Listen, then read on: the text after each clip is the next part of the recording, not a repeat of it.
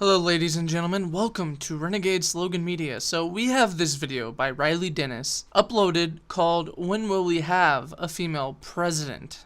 And I'm not making this video because I want to go in and debunk everything. I want to go into this video to really analyze the sort of arguments that these type of people make. And when I'm saying these type of people, I'm not referring... I feel like I have to sort of correct myself or clarify what I'm saying. I'm not referring to her being a tranny, him being a tranny, whatever.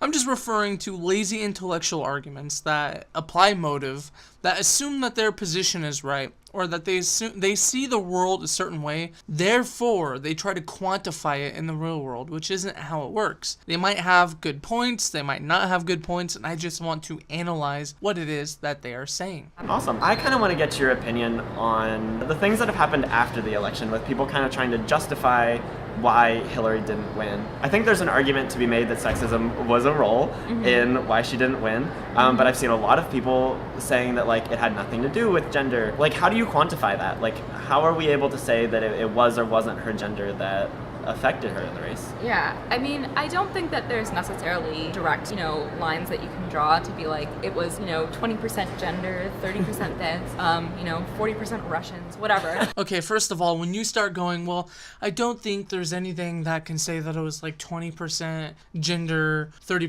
sexism, 40% Russians, or, 50% white males. If you have no data to support that, then you shouldn't be talking about it as if it's true. You shouldn't say, hey, this is the staple of my entire video. This is the crux of my argument. She admitted, I don't think you can say it's 20% that, 40% this, so then don't do it. Don't make it the staple of your video. If you think that the election had something to do with sexism, then you come up with that hypothesis, or you come up with the idea and you test it, or you look for data. And you don't just look for data that supports you. Obviously, data that will support you is that Hillary Clinton lost, Donald Trump won. Donald Trump is a man, Hillary Clinton is a woman. That's so far the only data you can come up with. And that is seemingly what they are basing their entire argument on. When in actuality, if you look at the statistics, Donald Trump had an uptick in female supporters, had an uptick in minority voters.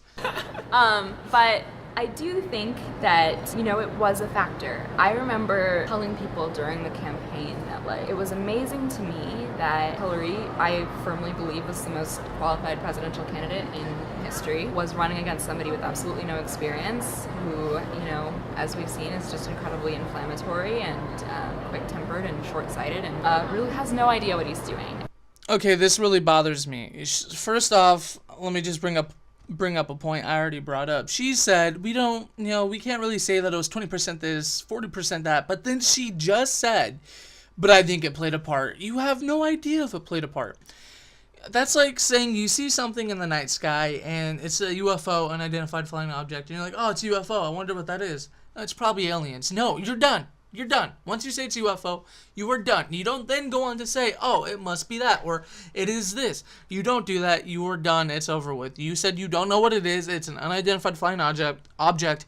You have no idea what it is. Conversation ends there. I can't really say whether or not it's 20% this or 40% that, but it played a part. No, you're done. You don't say that. You are done. And as far as experience goes, that is part of the reason why people didn't vote for Hillary Clinton, because she has been a part of the swamp that Donald Trump campaigned on draining. She has so much experience. Experience doesn't mean anything. Experience can be both positive or negative. Like Ron Paul or Rand Paul have the experience that I'd like a president to have. Hillary Clinton doesn't. Okay, she's been around politics her entire life, and she's only in it for herself. That's the only reason why she's in it. But now, why are we saying that being a CEO of many companies, businesses, corporations is not experience? A CEO is an executive position. And I know it's not the government, but that is fundamental to understanding economics. You understand the regulations that hurt you, the taxes that hurt you, and the amount of bureaucracy from local to federal level that hurts any business or corporation. And let me just say, I'm not a huge fan of Donald Trump. I did not vote for Donald Trump. He is the last person I voted for. No, I did not vote for Hillary Clinton or Jill Stein. So let's just get that out of the way. Now, the inflammatory part. Yes, Donald Trump is inflammatory. That is why people voted for him, because they were tired of these politicians going in And they had positions before that they didn't have until they hit office. For example, Obama, anti-gay marriage, up until just recently when it was politically intelligent for the Democratic Party to support gay marriage. What else? Marijuana. Obama comes in, basically. Let's see, he smoked weed when he was a teenager. He comes in, the Democratic Party is supposed to be the party of choice, freedom to put whatever you want into your own body, peace, love, and hippies, right? And then in states where marijuana was legal, he was doing federal drug busts on marijuana, dispensaries. Okay, I mean, people were tired of this. Politicians saying one thing and then doing another thing, or saying one thing but mean another thing. And yes, Donald Trump is guilty of this in a bit, but he was inflammatory and he spoke his mind. He wasn't the most precise person with his language. He wasn't precise with his language 100%. He had a lot of gaffes and goofs, and he said a lot of things that I would probably expect a president to not say. But we have gone so far down the political correct spectrum that we needed something to plunge our way back to freedom of speech.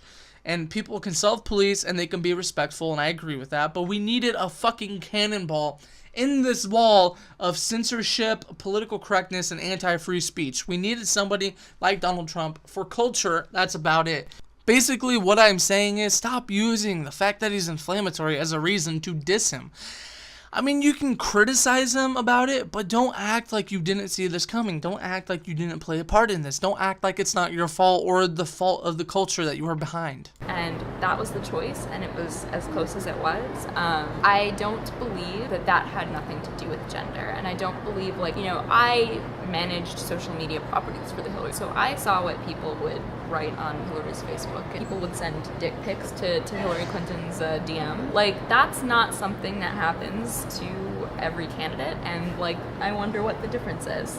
Okay, yeah, it's screwed up that Hillary Clinton got dick pics sent to her, but quit playing the victim, okay? Quit playing the victim. Donald Trump got shit sent to him all the time. Donald Trump got death threats. Donald Trump had all of Hollywood disagreeing with him and talking shit about him. Donald Trump is just as much of a victim as Hillary Clinton, so quit playing the victim card. It's fucked up that she got dick pics, just like it's fucked up that Donald Trump got what he got. Now, when you're talking about sexism, why is it that it was just sexism that played a part? Maybe it's that people didn't like Hillary Clinton. They didn't trust Hillary Clinton. She seemed fake. She's been in government forever. She's exactly what is wrong with the government. People decided on the most negative aspect of government versus the most negative aspect of maybe masculinity or culture. I'm throwing you a bone. I'm saying that you're right about his inflammatory remarks being too far, or that he's too inflammatory to be president. I'm giving you a bone and saying that, they chose culture over government. People are tired of these politicians that have been in office forever. Now let's talk about sexism. What is the title of your video? It is, when will we have a female president? When will we have a female president? That is the main qualification that you are looking for, is that the president is a female. And that is indeed all by itself an example of sexism. I don't know. One of the criticisms I've seen often doesn't come from Trump supporters, but comes from Bernie supporters who are he would have been a better candidate, or Hillary is very flawed in these ways. They feel like they can't be sexist, right? Because they're progressive or they're liberal or whatever. How do you respond to those people who don't see themselves as discriminating against women in any way, and want women to succeed and just think they don't like Hillary specifically? There's a lot of that I experienced, and nobody wants to stop talking about the primary a year now after it ended. It's fine.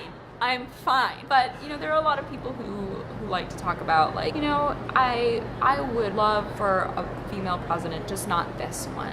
And again, that's where the conversation should end. No applying motive. They said they would love to see a female president, just not this one. Maybe that says something about Hillary Clinton. Hillary Clinton alone. Bring up a better candidate that isn't as corrupt as Hillary Clinton. I am not a progressive. I am not left-wing. I despise leftism every way possible. And I consider the alt-right to just be a racist section of leftism, if I am being honest. So I hate socialism. I hate communism. I am not a fan of social programs. I hate leftism. If it's to the right of, I hate leftism. That's all you need to know. But I would rather have Jill Stein than Hillary Clinton. If Jill Stein was in Hillary Clinton's place, my criticism would have been strictly about policy and not Hillary or not Jill Stein's character. Jill Stein is a fine woman. She is an intelligent woman. Her policies are just fucking stupid. Hillary Clinton's policies are fucking stupid and she's corrupt. There is a very good reason why people wanted Bernie Sanders over Hillary Clinton. And listen, I do not like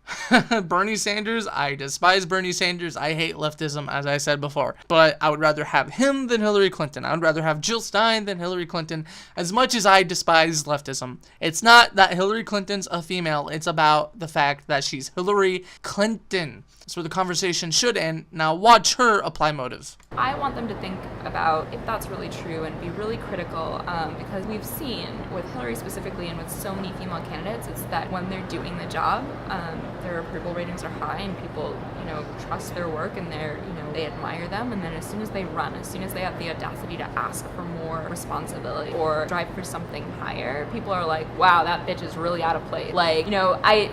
This is a pattern that we see.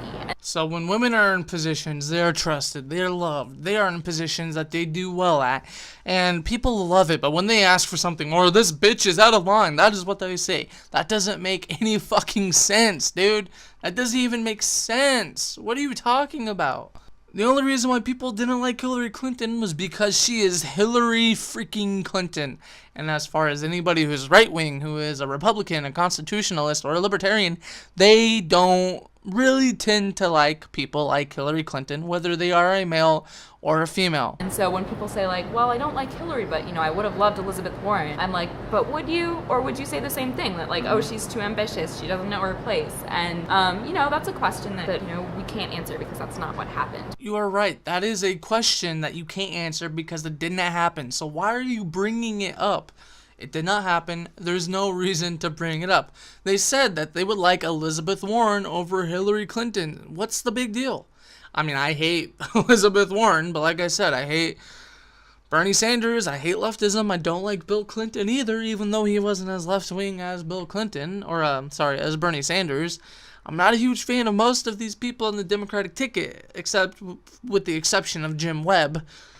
Therefore, that's an example that I can look past party. I could look at the individual, and Jim Webb was the personification of everything I think a Democrat should be. Anyway, yeah, so you're coming up with a scenario that doesn't make sense, that doesn't exist, that never happened, and you're trying to use it for your argument. And that comes back to the UFO analogy. Well, what if a spaceship landed right in New York City and people still said it was a UFO, that it wasn't an alien? But we can't answer that question because it never happened.